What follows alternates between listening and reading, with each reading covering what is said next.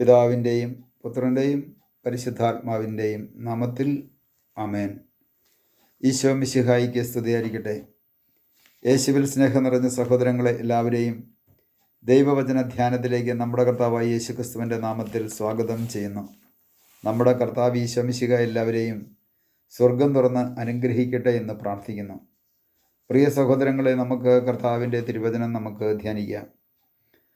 പരിശുദ്ധാത്മാവിൻ്റെ വിവിധ തരത്തിലുള്ള പേരുകളുമായിട്ട് നമ്മൾ ചിന്തിക്കുമ്പോൾ നമുക്ക് ഇപ്രകാരം നമുക്ക് കാണുവാൻ സാധിക്കും. കർത്താവിൻ്റെ ആത്മാവ് അവൻ്റെ മേൽ ആവസിക്കും എന്ന് പറഞ്ഞുകൊണ്ട് യെശയ്യായുടെ പുസ്തകം 11-ാം അധ്യായത്തിൻ്റെ 2-ാമത്തെ തിരുവചനത്തിൽ നമുക്ക് കാണുവാൻ സാധിക്കും.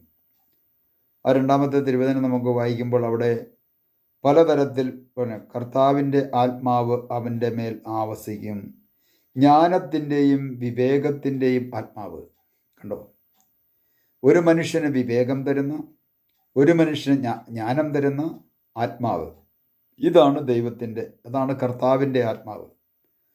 കർത്താവിൻ്റെ ആത്മാവിൻ്റെ പ്രവൃത്തിയുടെ ഒരു ഭാഗമാണ് ഒന്ന് ജ്ഞാനത്തിൻ്റെ ആത്മാവിനെ, രണ്ടാമതായി വിവേകത്തിൻ്റെ ആത്മാവ് എന്നിവിടെ പറയുന്നത്, വിവേകത്തിൻ്റെ ആത്മാവ്. അപ്പോൾ പരിശുദ്ധാത്മാവ് എപ്പോഴും വിവേകത്തിൻ്റെ ആത്മാവാണ്, അവിവേകത്തിൻ്റെ ആത്മാവല്ല, വിവേകത്തിൻ്റെ ആത്മാവാണ്. തിന്മയുടെ ആത്മാവല്ല, നന്മയുടെ ആത്മാവാണ്. തുടർന്ന് പറയണ ഉപദേശത്തിൻ്റെയും ശക്തിയുടെയും ആത്മാവ്. ഒരു വ്യക്തിയുടെ ജീവിതത്തിലേക്ക് ഒരു ആത്മീയ ഉപദേശം നൽകുന്നത് ദൈവത്തിൻ്റെ പരിശുദ്ധാത്മാവാണ്. ഒരു വ്യക്തിയുടെ ജീവിതത്തിൽ ദൈവത്തിൻ്റെ ഉപദേശം നമുക്ക് നൽകുന്നത് ദൈവത്തിൻ്റെ പരിശുദ്ധാത്മാവാണ്. അതുകൊണ്ടാണ് ഉപദേശത്തിൻ്റെ ആത്മാവ് എന്ന് പറയാൻ കാരണം. ഇതാണ് വഴി, ഇതിലേ പോകുക എന്നുള്ള സ്വരം നമുക്ക് നൽകുന്നതും ദൈവത്തിൻ്റെ പരിശുദ്ധാത്മാവാണ്. എന്നാൽ ഉപദേശം ഒന്ന്, ദൈവവചനത്തിൽ അധിഷ്ഠിതമായ ജീവിതം നയിക്കുവാൻ വേണ്ടിയിട്ടുള്ള ദൈവത്തിൻ്റെ ഒരു ഉപദേശം തന്നെയുണ്ട്.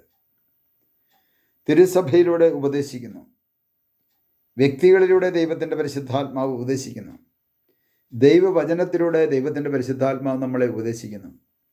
ഓരോ വ്യക്തിയുടെയും ഉള്ളിൽ വന്നിരുന്ന് വ്യക്തിപരമായി ഓരോ വ്യക്തികളെയും ഉപദേശിക്കുന്നു. തിന്മ ചെയ്യുവാനായിട്ടുള്ള ആഗ്രഹവുമായി മുമ്പോട്ട് പോകുമ്പോൾ ദൈവത്തിൻ്റെ പരിശുദ്ധാത്മാവ് ഒരു പക്ഷേ നമ്മുടെ ഉള്ളിൽ വന്നിരുന്നേച്ച് പറയും, വേണ്ട, പോകണ്ട, ആ വഴിക്ക് പോകണ്ട. അതൊരു ഉപദേശം തന്നെയാണ്, ഉപദേശത്തിൻ്റെ ആത്മാവ്. പ്രിയ സഹോദരങ്ങളെ, ഇന്ന് ദൈവവചനത്തിന് അധിഷ്ഠിതമായ ഒരു ജീവിതം നയിക്കുവാനായിട്ട് സാധിക്കുന്നില്ലെങ്കിൽ ഈ ഉപദേശത്തിൻ്റെ ആത്മാവിന് വേണ്ടി നമ്മൾ ദാഹിച്ച് പ്രാർത്ഥിക്കണം. ഈ ജ്ഞാനം തരുന്നതും വിവേകം തരുന്നതും അറിവ് തരുന്നതും ഇതിൻ്റെ എല്ലാം പിന്നിൽ പ്രവർത്തിക്കുന്ന വ്യക്തി ദൈവത്തിൻ്റെ പരിശുദ്ധാത്മാവാണ്. അതുകൊണ്ടാണ് പഴയ നിയമത്തിൽ യെശയ്യാ പ്രവാചകരിലൂടെ ഇങ്ങനെ പറയുന്നത്, ഈ പരിശുദ്ധാത്മാവിൻ്റെ മറ്റു ചില പേരുകളാണ് ഉപദേശത്തിൻ്റെ ആത്മാവ്, ജ്ഞാനത്തിൻ്റെ ആത്മാവ്, അതുപോലെ തന്നെ വിവേകത്തിൻ്റെ ആത്മാവ്. ഇന്ന് പലരും ചെയ്യുന്ന പണി ഒരു വിവേകമില്ലാത്ത പ്രവൃത്തി ചെയ്യുന്നവർ ധാരാളം പേരുണ്ട്.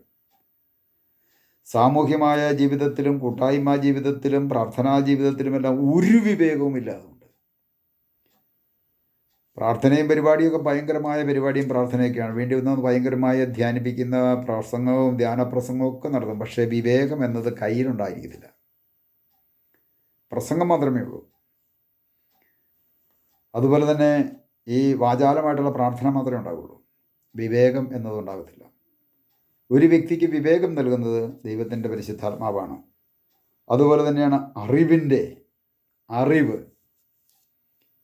ലോകത്തെക്കുറിച്ചുള്ള അറിവല്ല, ദൈവത്തെക്കുറിച്ചുള്ള അറിവ്, ക്രിസ്തുവിനെക്കുറിച്ചുള്ള അറിവ്, ക്രിസ്തുവിൻ്റെ വചനത്തെക്കുറിച്ചുള്ള അറിവ്. ഈ അറിവൊക്കെ നമുക്ക് കിട്ടണമെങ്കിൽ അത് ദൈവത്തിൻ്റെ പരിശുദ്ധാത്മാവ് വേണം നമുക്ക് തരാൻ. ദൈവത്തിൻ്റെ പരിശുദ്ധാത്മാവാണ് അറിവിൻ്റെ ആത്മാവ്. ഈ ലോകത്തിലായിരിക്കുന്ന വ്യക്തികൾക്ക് ലോകത്തിൻ്റേതായിട്ടുള്ള ചില അറിവുകൾ കിട്ടും. അത് പരിശുദ്ധാത്മാവ് തരുന്ന അറിവാകണമെന്ന് യാതൊരു നിർബന്ധമൊന്നുമില്ല, ബുദ്ധിയുടെ തലത്തിൽ കിട്ടുന്ന അറിവാണ്. എന്നാൽ പരിശുദ്ധാത്മാവ് തരുന്ന അറിവെന്താണ്? ആ പരിശുദ്ധാത്മാവ് തരുന്ന അറിവാണ് ഈ വചനത്തേക്ക് ഒന്ന് മനസ്സിലാക്കാനും അതിനെ ഒന്ന് വിവേചിക്കുവാനും ഈ വചനം ഗ്രഹിക്കുവാനുമായിട്ടുള്ള അറിവ്. സഭയുടെ ആ മൂല്യങ്ങളെക്കുറിച്ചുള്ള അറിവ്, കുദാശപരമായ മേഖലകളെക്കുറിച്ചുള്ള അറിവ്, വചനത്തെക്കുറിച്ചുള്ള അറിവ്, തിരുസഭയുടെ പാരമ്പര്യമായ മേഖലകളെക്കുറിച്ചുള്ള അറിവ്, അതോടൊപ്പം തന്നെ ആ പാരമ്പര്യത്തിൽ തന്നെ ചരിത്രപരമായ മേഖലകളെക്കുറിച്ചുള്ള അറിവ്. ഇന്ന് സഭയിലുള്ള പല പണ്ഡിതന്മാരും, സഭാ പണ്ഡിതന്മാരും ആത്മാവിൻ്റെ വലിയ അറിവുള്ളവരാണ്.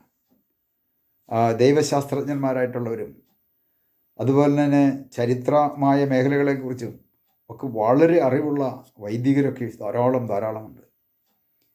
ഈ അറിവ് അവർക്ക് കൊടുത്തത് ദൈവത്തിൻ്റെ പരിശുദ്ധാത്മാവ് കൊടുത്ത അറിവാണ്. എന്നാൽ ലോകത്തിൻ്റെതായിട്ടുള്ള തത്വശാസ്ത്രങ്ങളെക്കുറിച്ച് അറിവുള്ള അത് വേറെ വ്യക്തികളാണ്. അത് പരിശുദ്ധാത്മാവ് കൊടുക്കുന്ന അറിവല്ല. അത് ലോകത്തിൻ്റെ ആത്മാവിൽ നിന്ന് ലഭിക്കുന്ന അറിവാണ്. രണ്ടും രണ്ടാണ്. അപ്പോൾ അറിവിൻ്റെ ആത്മാവ്, വീണ്ടും നമുക്കാണ് ദൈവഭക്തിയുടെ ആത്മാവ്.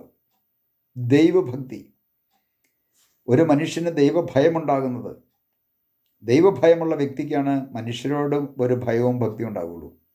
ദൈവഭയമില്ലാത്തൊരു വ്യക്തിക്ക് ഒരു മനുഷ്യനായിട്ട് കാണാൻ പറ്റത്തില്ല.